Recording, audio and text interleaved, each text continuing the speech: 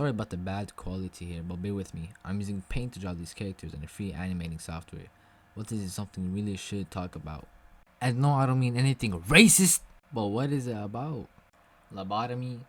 Transgender infused hormones? Russia's economy? No, when Germany tried to be a Team Fortress 2 spy. The RMS Carmania. In 1914, a bit after World War I, Germany had a pulchritudinous idea. Basically, they tried to make a boat that looked like the British boats.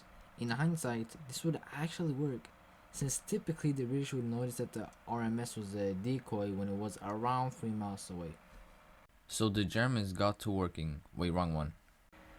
German engineering started crafting these ships as if they were puppet dolls controlled by the government. They were. The Germans started patrolling these ships in the South Atlantic Ocean and would start terrorizing the British ships. So in treacherous waves and in the middle of the ponderous ocean, Germany made British sailors play battleships, but with a twist of Among Us. Just imagine the hand-to-hand combat that British would have to face against the boats. Bro, trust me, it has to be that boat.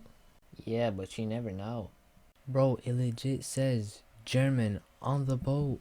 But I told you, I can't read. I'm dyslexic. The 14th of September 1914, the fake boat would go on its first voyage. It met its first encounter on the coast of Trinidad.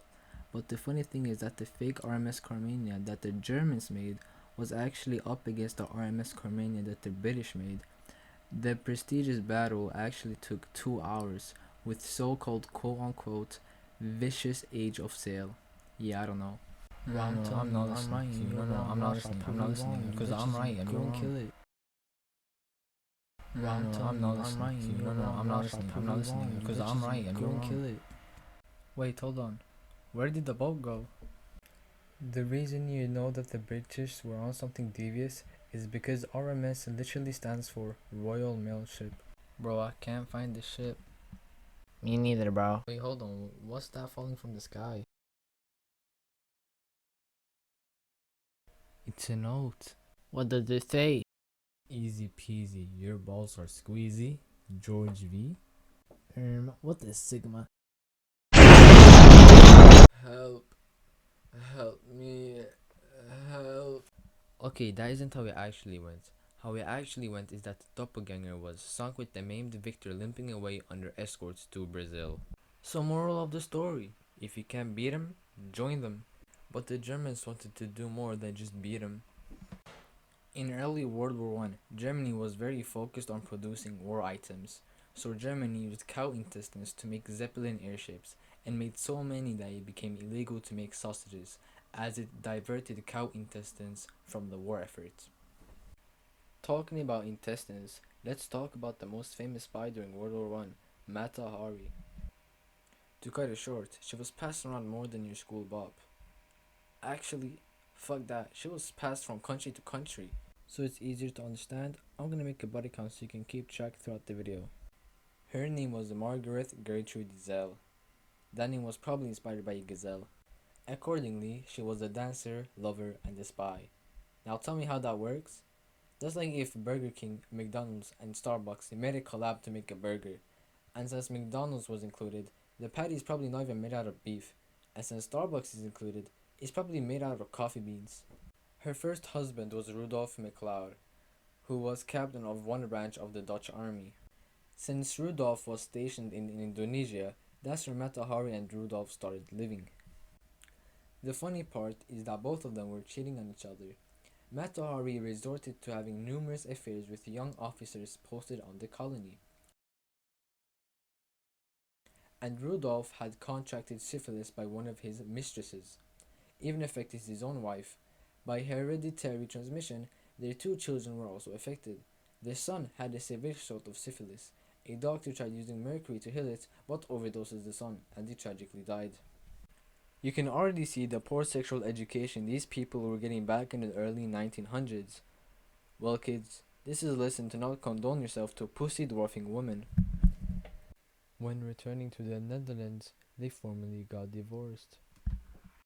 She had picked up a skill though, and that was dancing she learned from natives in Malay.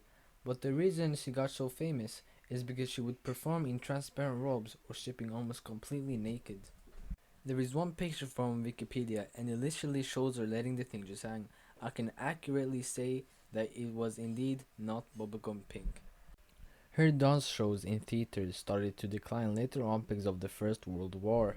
A year after World War I, she started dating Karl Kromer, the honorary consul of Germany. So Karl recruited Mata Hari and wanted her to go to Allied territory, seduce men and report any secrets he could gather. Her reward would be 20,000 francs. Mata Hari declines the offer but keeps the 20,000 francs. Time to add on to the list, a fucking thief.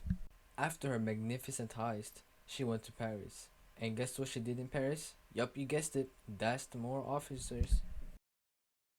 She started dating a Russian captain named Vladimir Demaslov.